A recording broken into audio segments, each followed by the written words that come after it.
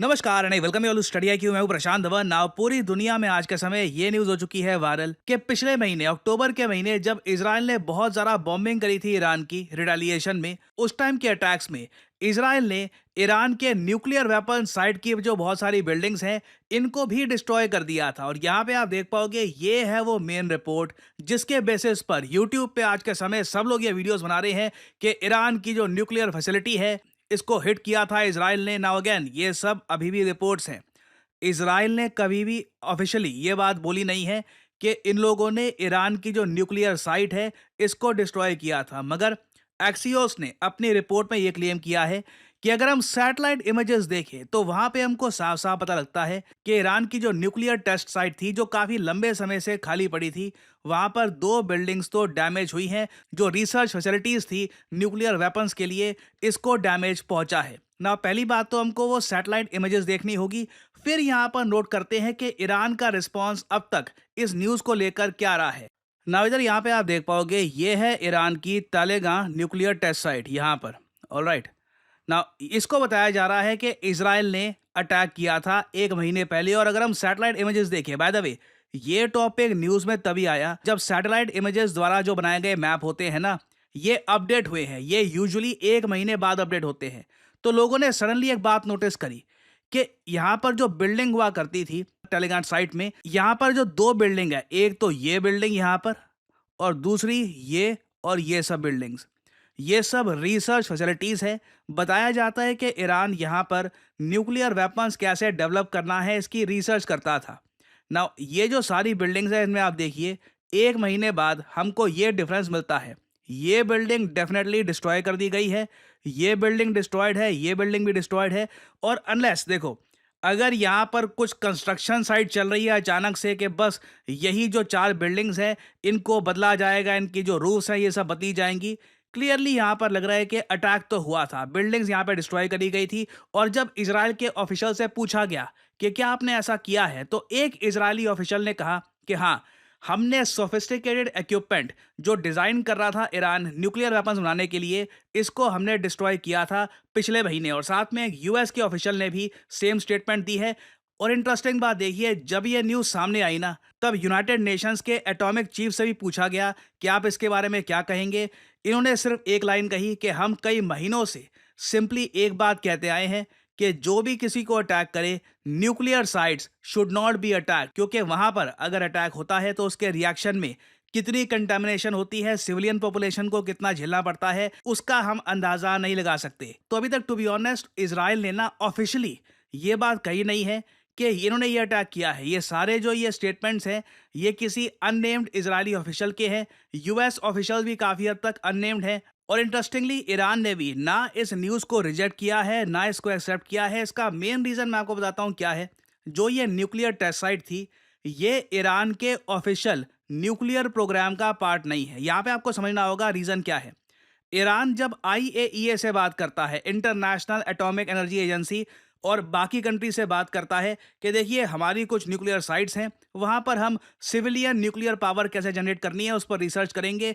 बाकी कंट्रीज़ और IAEA Iran को ये कहते हैं कि न्यूक्लियर बॉम्ब मत बना देना। और फिर ईरान कहता है कि डरिए मत, टेलेगान 2 जो न्यूक्लियर फैसिलिटी है ये काफ़ी हद तक डेड है। बट इंटरेस्टिंगली इजराइल के प्राइम मिनिस्टर बेंजामिन नेतन्याहू ने स्पेसिफिकली इसी साइट को टारगेट करना सही समझा, क्योंकि क्लियरली इजराइल को पता था कि ईरान शायद यहाँ पर न्यूक्लियर टेस्टिंग से रिलेटेड कुछ डेवलपमेंट्स कर रहा है। तो अगेन देखिए, यहाँ पर कुछ ऑफिशियल नहीं है।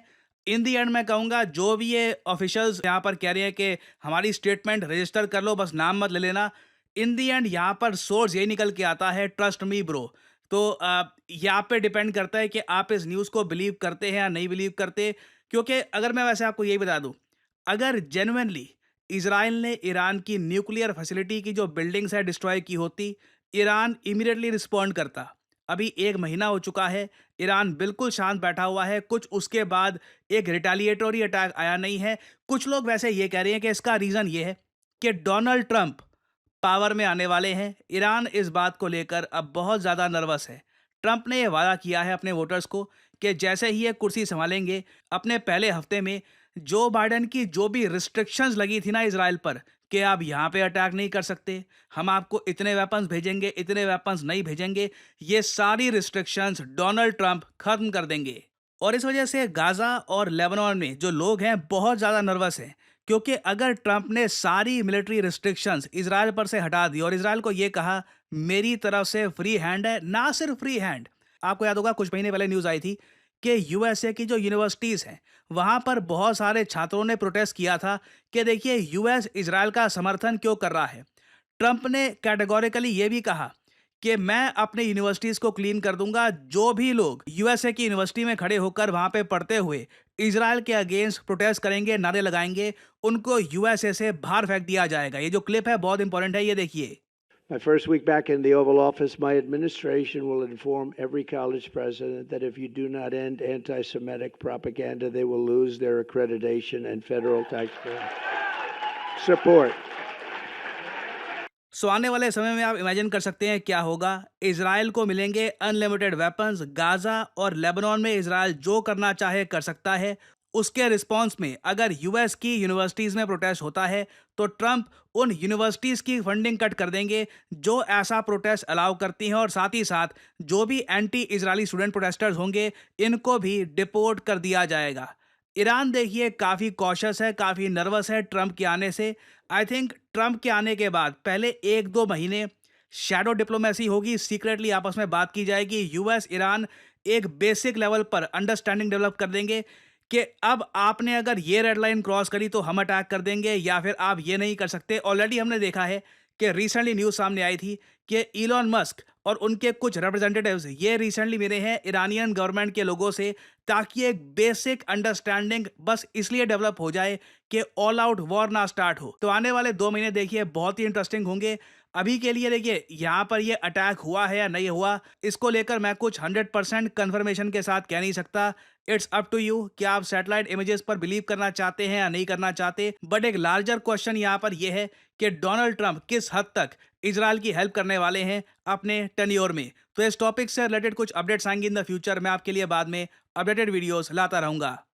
और फाइनली यहाँ पे आप लोगों से मैं पूछूंगा एक क्वेश्चन। नेपाल ने देखिए फाइनली शुरू कर दिया है इलेक्ट्रिसिटी एक्सपोर्ट करना बांग्लादेश को। आपको बताना है कि किस कंट्री के थ्रू नेपाल ये कर रहा है।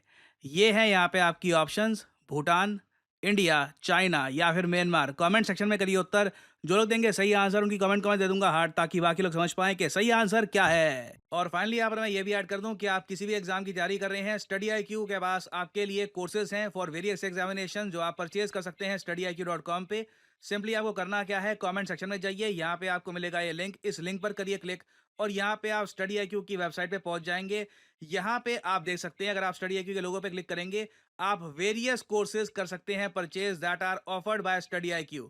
जो स्टडी IQ का फास्ट ट्रैक फाउंडेशन बैच है ये आपकी काफी हेल्प करेगा for the upcoming UPSC examination. उसके अलावा एसएससी, बैंक, वेरियस एग्जाम के कोर्सेज यहाँ पे आपको मिलेंगे that you can purchase. But जो यहाँ पे प्राइस लिखा है, नेवर पे दिस प्राइस, सिंपली यहाँ पर कोड यूज करिए PD10 और प्राइसेस अपने आप गिरना शुरू हो जाएंगे। You will be able to save a lot of money, so use the code PD10 and save money. इसी नोट के साथ यह वीडियो का अंत। Thank you for listening and as I always say, may the gods watch over you.